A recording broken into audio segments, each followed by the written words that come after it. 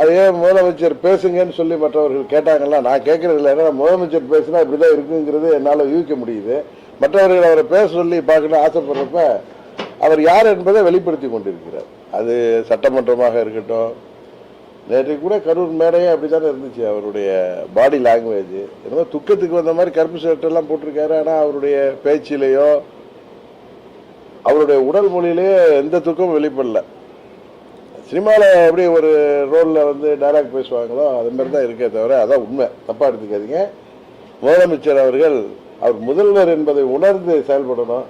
உடனே சொன்னால் அவருக்கு பரிவாரங்கள் இருக்காங்க. நம்ம மதுரையில் ஒருத்தர் இருக்காரு, நிர்மல்குமார் வந்து, அதாவது உடனே எல்லாம் அரசியல் விட்டு போங்கிறாரு.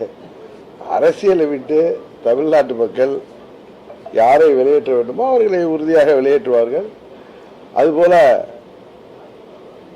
ஏதோ வாழ்வு வந்து விட்டதற்காக தான் இப்படி அர்த்தராத்திரில் கொடை பிடிக்க வேண்டாம் தான் அவங்களுக்கு சொல்லுது. அது எல்லோருக்கும் சேர்த்தே சொல்லுது. அவருடைய பேச்சு துணி அப்படிதான் இருக்கு. ஒரு அகம்பாவம் அகங்காரம் தான் தெரியுதே தவிர அதுல ஒரு தன்மையே இல்லை. அதுதான் சக்சஸ் ஃபார்முலான்னு நினைக்கிறாரா? பிரச்சாரத்துக்கு அப்புறம் இவ்வளவு க்ரௌட் இருக்கு, திரும்பி அதே அப்படியே மெயின்டைன் பண்ணிக்கிறேன். இல்லை, அவர் ஒரு திரைத்துறை பிரபலம், சினிமாவில் வந்து பிரபலமான நடிகராக இருந்ததுக்காக தான் இந்த முறை ஆட்சிக்கு வந்திருக்காருங்கிறது யாராலையும் மாற்ற முடியாது. ஏன்னா அவர் என்ன 50-60 ஆண்டுகள் அரசியலில் சேவை செய்து வந்தாரா? இல்லை பேரறிஞர் அண்ணா போலையோ இல்லை புரட்சித் தலைவர் எம்ஜிஆர் போலவோ சினிமாவில் நடித்தாலும் அவர் பல ஆண்டுகள் அரசியலில் ஒரு கட்சியின் வளர்ச்சிக்காக, ஒரு கட்சி ஆட்சிக்கு வர வேண்டும் என்பதற்காக உழைத்து வந்தவர். பல முறை சட்டமன்ற உறுப்பினராக இருந்து வந்தவர். அதான் சொல்லுவாங்கல்ல, சில பேருக்கு சில குருட்டு யோகம் குதிஷ்டம். அதுபடி அவர் வந்தது சினிமா கவர்ச்சியை வச்சு தான். சினிமா நடிகர் இல்லைன்னா விஜய் யாருக்கு தெரியும்? உண்மைதானே?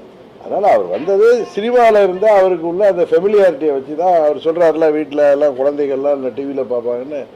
தமிழ்நாடு முழுவதும் ஒரு 69 படங்களில் பல ஆண்டுகள் நடித்து சினிமா துறையில் சக்ஸஸ்ஃபுல்லாக இருந்ததுனால அந்த பிரபலத்தை வைத்து இன்றைக்கு 60 ஆண்டு கால திராவிட ஆட்சிகளுக்கு ஒரு மாற்று வேண்டும் என்ற எண்ணத்தில் மக்கள் அவரைக்கு 108 தொகுதிகள் தான் கொடுத்தாங்க. பெரும்பான்மை கொடுக்கல. பெரும்பான்மைக்கு அவர்கள் மற்ற கட்சிகளை, அது திமுக கூட்டணியில் வெற்றி பெற்ற கட்சிகளை திரும்ப திரும்ப சொல்ற, அவருக்கு அது புரிய மாட்டேது. அவரை சேர்ந்தவர்களுக்கு பரிவாரங்களுக்கும் புரியல. எங்களுக்கு மக்கள் ஆட்சியை கொடுத்திருக்கிறார்கள், அதை பார்த்து பொறாமைப்படுகிறார்கள் சொல்றது தவறு. நீங்க 118 எடுக்கல, நீங்க யார்கிட்ட எல்லாம் ஆதரவு வாங்கியிருக்கீங்க அப்படிங்கிறத யோசிச்சு பாருங்க. உங்களை எதிர்த்து இப்ப திரு விஸ்வநாதன் அவர்கள் அமைச்சராக இருக்காருன்னா காங்கிரஸ் கட்சி சேர்ந்தார். அவர் மேலூர்ல தாவேகா வேட்பாளரை எதிர்த்து தான் ஜெயிச்சு வந்திருக்காரு. அது கிள்ளியூர் சட்டமன்ற உறுப்பினராக இருக்கட்டும், இங்கே ஆதரவு கொடுக்குறாங்களே கம்யூனிஸ்டில் 2 கம்யூனிஸ்டை சேர்ந்த 4 உறுப்பினர்கள், விசிகே சேர்ந்த 2 உறுப்பினர்கள், ஐயுஎம்எல்ஏ சேர்ந்த 2 உறுப்பினர்கள், எங்கள் கட்சியில் தட்டி தூக்குறாங்களே அந்த உறுப்பினர், எல்லாருமே காங்கிரஸ் கட்சியை சேர்ந்தவர்கள் மாத்திரம் இல்லை, எல்லாருமே அந்த 11 பேர் வருதா, 11 பேருமே திமுக கூட்டணியிலேருந்து வெற்றி பெற்றவர். அமமுகவிலேருந்து தட்டி தூக்கப்பட்டவர் வந்து அதிமுக கூட்டணியிலேருந்து வெற்றி பெற்றவர். இவர்கள் ஆதரவோடு ஒரு கூட்டணி ஆட்சி அமைச்சுட்டாங்கிறாங்க. இது வந்து இதை வேற மாதிரி சொன்னால் ராஜா சொன்ன மாதிரி நீங்கள் கண்டனம் தெரிவிப்பீங்க. இது வந்து அவங்க கூட்டணியில இருந்து யாரும் ஜெயிச்சு வந்தவங்க கிடையாது. அவரை எதிர்த்து ஜெயித்து வந்தவர்களோட அவர்கள் ஏதோ ஒரு காரணத்தை சொல்லிக்கொண்டு இந்த ஆட்சி, ஜனாதிபதி ஆட்சி வந்துவிடக்கூடாது என்பதற்காக இந்த ஆட்சிக்கு ஆதரவு கொடுத்திருக்கிறார்கள். அதுல இருந்து தப்பிக்குவதற்கு தான் அவருக்கு காங்கிரஸ் மேலேயும் நம்பிக்கை இருக்கான்னு தெரியல, கம்யூனிஸ்டுகள் மேலேயும் நம்பிக்கை இருக்கான்னு தெரியல, மற்ற விசிகே ஐயுஎம்எல் மேலேயும் நம்பிக்கை இல்லைங்கிறதுனாலதான் அதிமுக சட்டமன்ற உறுப்பினர்களை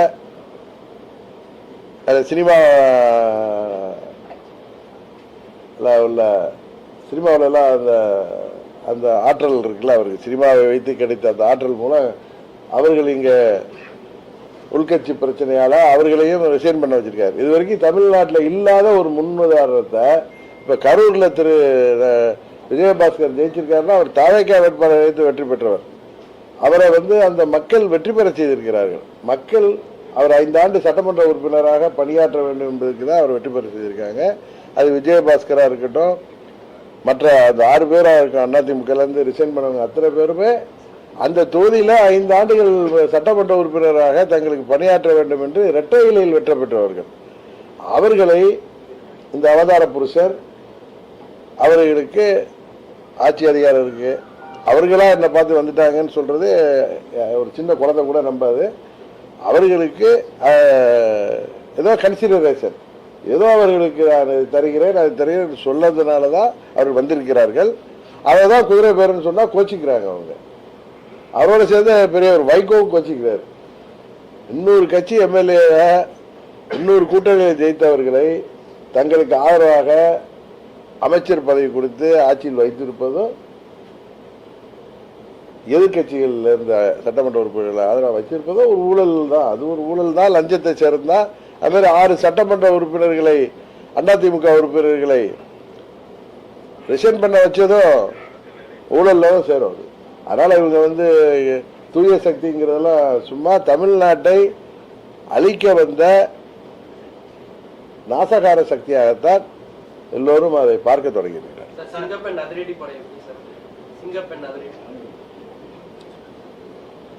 பெயர் சினிமா பாணியில் இருந்தாலும் அது செயல்படணுங்கிறது தான். ஏன்னா இன்றைக்கு ஆட்சி அதிகாரத்தில் முதலமைச்சராக அவரை அமர்த்தி விட்டதாக அவரே புலகாங்கிதம் அடைகிறாரு. அதனால அவருடைய டியூட்டி அது தமிழ்நாட்டில் சட்டம் ஒழுங்கை பாதுகாக்கணும்,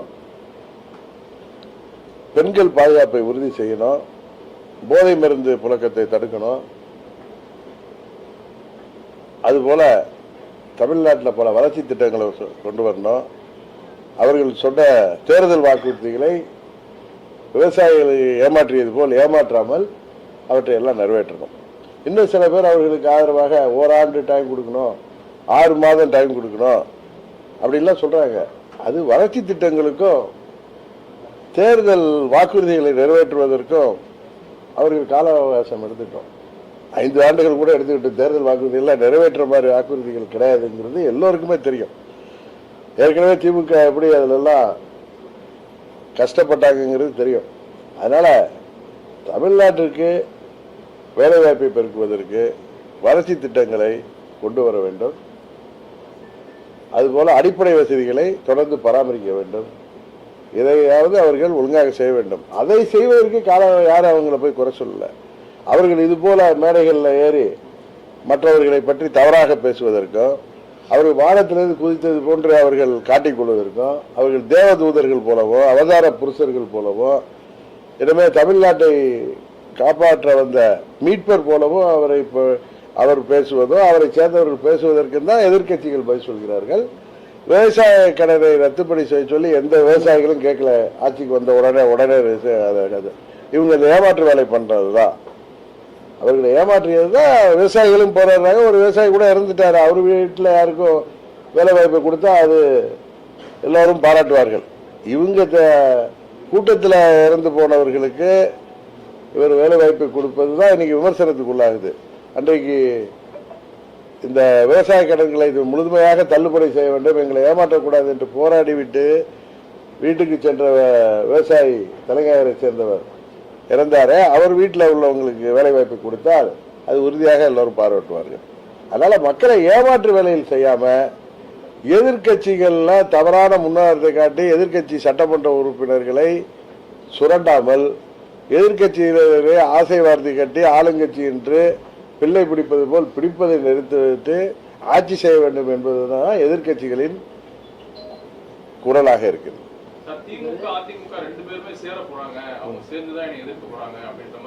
ஒரு முதலமைச்சர் பேசுறாரு, களவாணின்னு பேசுறாரு. இதே அந்த திரு விஜயை பார்த்து சொல்றதுக்கு எவ்வளவு நேரம் ஆகும்? இவர் தான் களவாணி. நம்ம ஊர்ல சொல்லுவாங்க ஆடு திருட மாடு திருட. எங்க ஊர் பக்கம்லாம் சொல்லுவாங்க சில ஊர்ல, அவன் ஒன்லி மாடை தான் திருடுவான். இன்னும் சில பேர்ல ஆடதான் திருடுவான். கேள்விப்பட்டிருக்கீங்கல்ல? சில பேர் கட்டக்கோல் வைப்பான். அது மாதிரி நீங்க எம்எல்ஏ திருடர்கள், நீங்க எம்எல்ஏ களவாணிகள். நீங்க முதல்ல அமமுக எம்எல்ஏ ஒரு சட்டமன்ற உறுப்பினர்னு அவரை ஆசை வார்த்தை கேட்டு, உண்மையிலே திரும்ப சொல்றேன்னா அந்த லெட்டர் ஃபோர்ஜரியா போய் கொடுத்தாரு. அது ஒரு 420 வேலை. அது ஒரு முதலமைச்சர் ஆவறதுக்காக செஞ்ச வேலை. இவர்கள் ஆட்சி அமைப்பதற்கு அவ்வளவு தகுதி திருப்பங்கள் செய்தவர்கள். உண்மையா இல்லையா? எங்க சட்டமன்ற உறுப்பினர் அண்ணன் பழனிசாமி அவர்கள் தான் முதலமைச்சர்.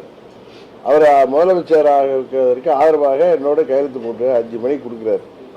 7:30 மணிக்கு திரு விஜய் அவர்கள் கவர்னரை சந்தித்து கொடுக்கிற லெட்டர்ல அமமுக எம்எல்ஏ கையெழுத்தும் ஐயுஎம்எல் கையெழுத்துமே இருந்துச்சு.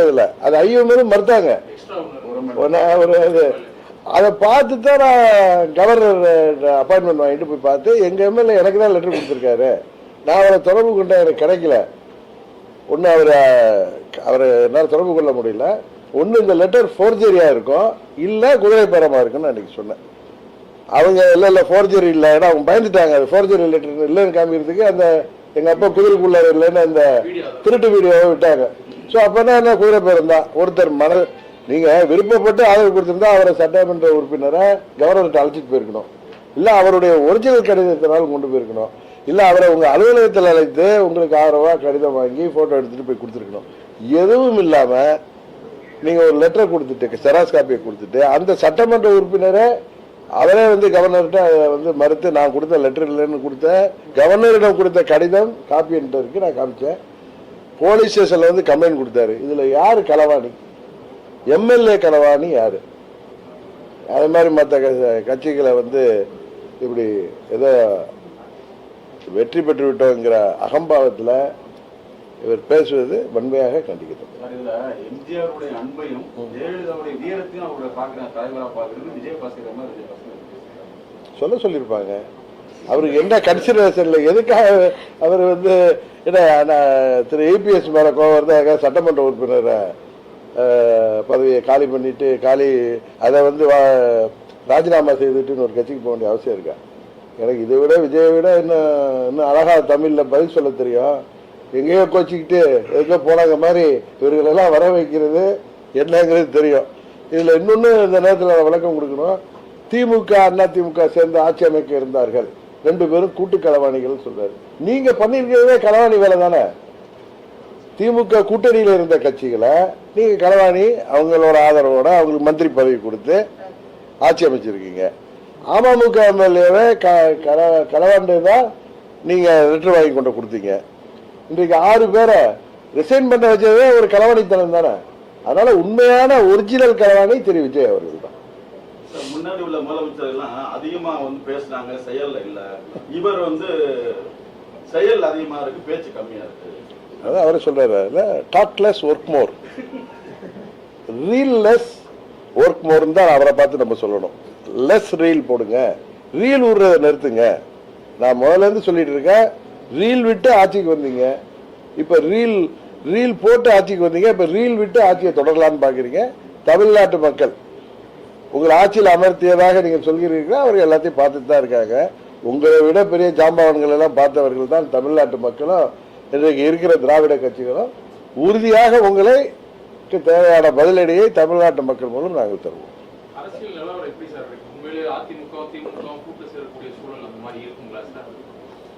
இல்லை, இதெல்லாம் முன்னாடியே நம்ம கணிச்சு சொல்றதுக்கு நான் ஒன்றும் மெட்ரலாஜிக்கல் டிபார்ட்மெண்ட்லேயும் வல்லுநரும் கிடையாது, ஜோதிடரும் கிடையாது.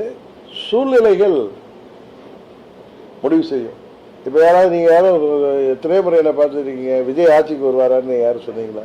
என்ன கூட கேட்டீங்க, இவர் தான் கேட்டார், நீங்கள் விஜய் தலைமை ஏற்றி போவீங்களான்லாம் கேட்டார் என்கிட்ட. ஒரு கட்சி இது வந்திருக்காரு, அவருக்கு பாப்புலாரிட்டி இருக்கு, அவர் கூட கூட்டணி போனால் என்ன இருக்குன்னு தான் நான் கேட்டேன். அதே நேரத்தில் சொன்னேன், நான் அங்கே போவேங்கிற எண்ணத்தில் சொல்லலை, இதே இடத்துல சொன்னேன். என்னுடைய நான் தேசிய ஜனநாயக கூட்டணியை விட்டு வெளியேறிந்தாலும் என்னுடைய முதல் சாய்ஸ் தேசிய ஜனநாயக கூட்டணி தான் அன்றைக்கு சொன்னேன். அப்போ கூட நீங்கள் திமுகவோட போவீங்களா, விஜயோட போறீங்களா, இவர் தான் கேட்டார். நான் சொன்னேன், இப்போ ஒரு யதார்த்தத்தை சொல்றது. இப்போ அவர் சொல்றல, அவர் தான் களவாணின்னு சொல்றேன்ல.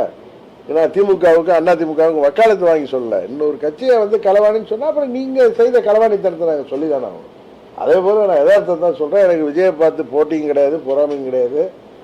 அவர் ஆட்சிக்கு இது எப்படியோ ஆட்சிக்கு வந்துட்டீங்க, ஒழுங்கு ஆட்சி நடத்துறத பார்த்துட்டு இதை மாதிரி இன்னும் ஷூட்டிங் சினிமா நடிகராகவே இருக்காதீங்க, நீங்க முதலமைச்சராக செயல்படுங்கன்னு தான் சொல்றேன்.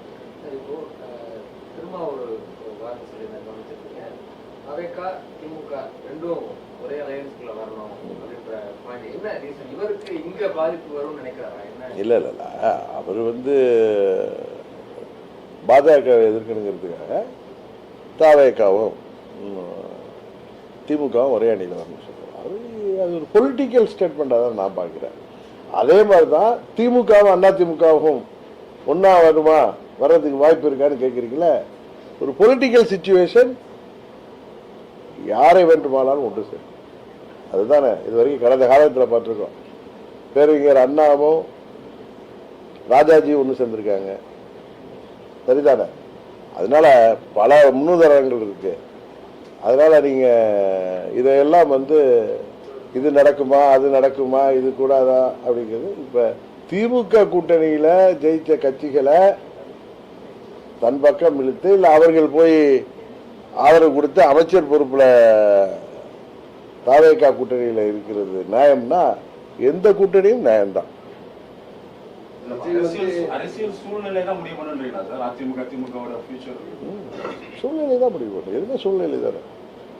விஜய் வந்து அந்த அளவுக்கு வல்லமை படைத்தவரா இருக்கா சார்? ரெண்டு பேரும் சேர்ந்து தான் அவர் வீழ்த்தக்கூடிய அளவுக்கான நிலை இருக்கா சார் அரசியல்ல? இந்த தேர்தல்ல அவர் 35% வாக்கு வாங்கியிருக்காரு, கரெக்டு தானே?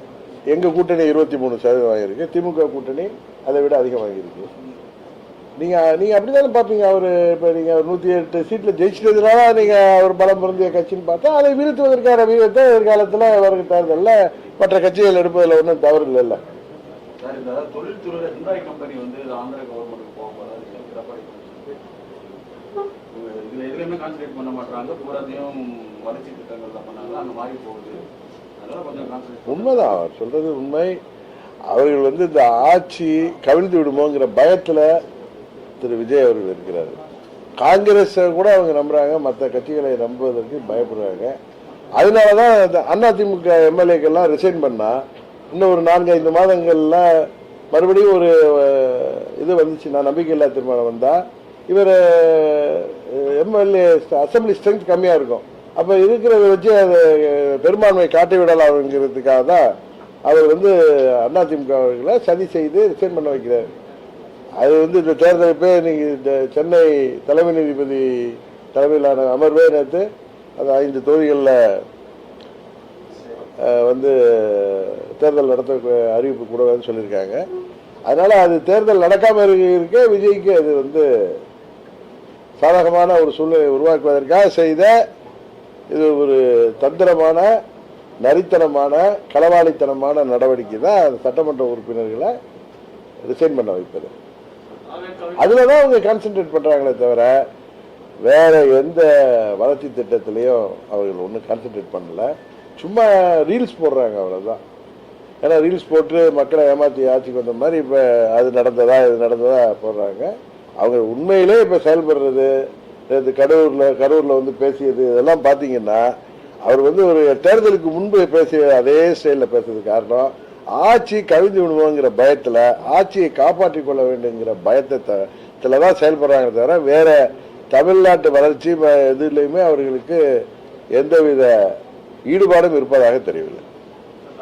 புதிய கவசம் வைகோவர்கள் மாறி வைகோவர்கள் கவசமா இருந்து அவங்களுக்கு வரக்கூடிய பதிலடிகளை நான் வந்து செயல்படுவேன் அப்படின்னு திரு வைகோ அவர்கள் கடந்த காலத்தில் இது மாதிரி பேசியதை சோசியல் மீடியாவில் கூட பேசியது சொன்னாங்க. திரு கலைஞர் அவர்களுக்கு நான் வந்து கவசமாக இருப்பேன்னு பேசினாரு, அம்மா அவர்களுக்கு கவசமாக இருப்பேன்னு பேசினாரு, இன்றைக்கு விஜய் திரு ஸ்டாலின் அவர்களுக்கு கவசமாக இருப்பேன்னு பேசினாரு, இன்றைக்கு விஜய் அவர்களுக்கு கவசமாக இருக்கு. அவ்வளோதான், அவர் வார்த்தை அதை தான் ஆளுக்கு தான் மாறுறாங்க. பழைய மக்கள் நல கூட்டணி வந்து உருவாயிருக்குல்ல சார், பழைய மக்கள் எது இல்ல அந்த கூட்டணி கட்சிகள் எல்லாமே வந்து அன்னைக்கு விஜய் சார் இருந்த இடத்துல இன்னைக்கு விஜய் இருக்காரு. நீங்க விஜயகாந்தோட திரு விஜயை தயவு செய்து ஒப்பிடாதீங்க.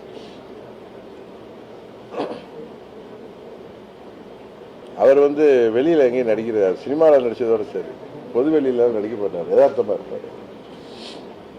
ஓகே.